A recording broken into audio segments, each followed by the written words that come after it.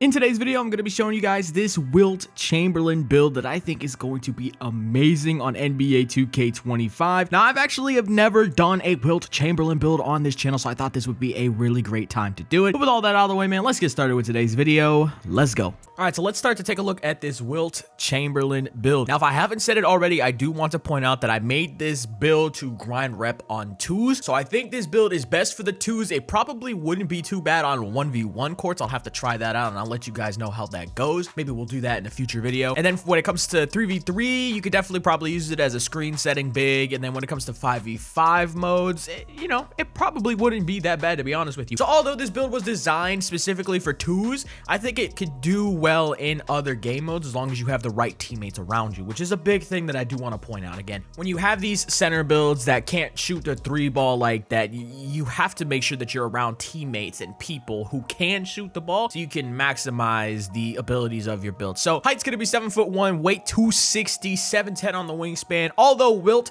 was one of the fastest players that we've ever seen at that height, he was also a very strong player. So we're gonna make sure that we get 96 strength on this build. And we're gonna start things off here in the finishing. We're going to go with an 80 close shot, which I will explain later in just a minute once we are done with the finishing as to why we went with an 80 specifically. And then we're gonna go with a 65 driving dunk to get athletic hangs off one, a 90 standing dunk for the elite big man standing contact dunks, which also gets us gold rise up. We also have an 80 post control, which is again for a very specific takeover that we're going to be using on this build, which is going to be the barbecue chicken takeover. This is a post scoring takeover that allows you to get the deep post bag takeover ability. While I'm talking about this takeover, let's just throw up a couple clips really quickly. I mean, this takeover, once you get it, you can get anything you want out the post. The post spins, the post fades, power back downs, drop step, shimmy fades, whatever you want to do out of the post, you can do at an efficient level once you get takeover. So this build is designed in a way to where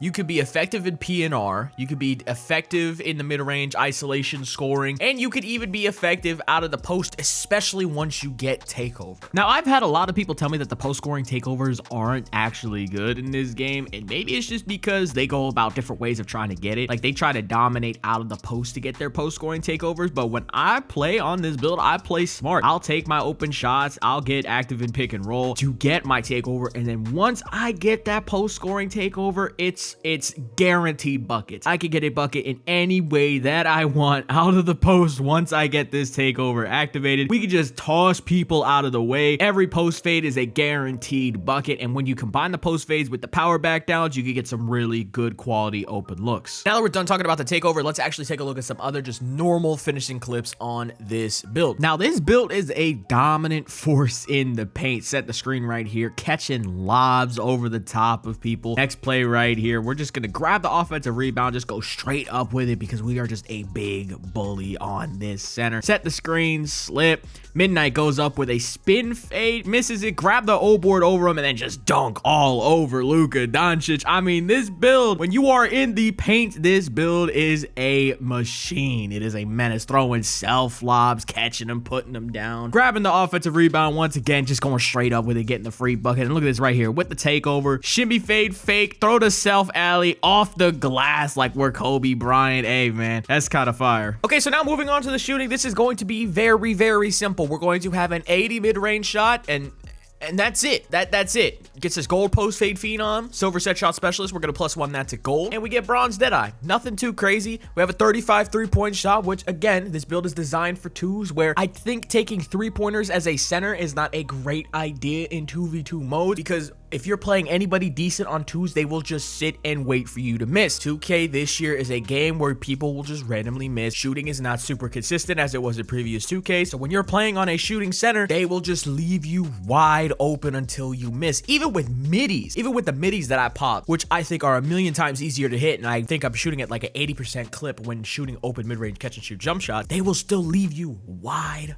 open, because that's how inconsistent the shooting is. But I do recommend that if you're going to make this build and you want to shoot middies, I recommend you rhythm shoot, because that's going to make this a whole lot easier. Okay, so now for the playmaking, we're going to go with an 82 pass accuracy. This is going to set us up in two separate ways. This is going to give us the ability to eventually have 87 pass accuracy through cap breakers, which gets us gold break starter, and we also get to have gold dimer off the rip, which is going to help my guards when I pass back out to them off of offensive rebounds. And yeah, I just like having decent pass accuracy on all my builds. That's pretty much it for playmaking. We don't really have a whole lot of speed with ball handle. Again, this is designed for twos, heavy PNR, some isolation stuff here and there, and a little, and also, like I mentioned, a lot of post up touches as well. That's going to be it for the playmaking. Moving down to the defense. Again, like I've mentioned a lot already, this build was designed for twos. So we're going to have an 88 interior defense on this build to get post move lockdown on gold. A 58 perimeter defense, which is the highest that we could still go, and I believe get the Wilt Chamberlain shade. If you want to go up to a 60 perimeter defense, you can. But at this weight, you can't get the 62 perimeter defense for a movable enforcer on bronze anyway. So I just didn't really care for going for 62 prim because you can't even get it. So then the steel's going to be a 60, gets you bronze interceptor. Interceptor is actually a tier 2 at this height, which means you could do interceptor and set shot specialist at the same time on this build, which is really, really nice. And then for the block, we have an 84 block, which gets you silver paint patroller, silver high flying denier, and high flying denier is another tier 2 badge, which if you want to do that instead, you could max +1 that to gold and get gold high flying denier. I think that's actually a really, really good way to do that. Although post scores are pretty meta almost every single year on 2K, in 2K25, I have not ran into a whole lot of post scores on the twos. And even when I did, it didn't go well for them. What you're really going to run into the most is PNR or L2 cheese, which we will probably do a whole separate video about at some point. If you don't know what L2 cheesing is, you could also check out GB3's channel, where he's done videos about people that L2 cheese. It's kind of annoying to defend, and it doesn't. Anyways, moving on.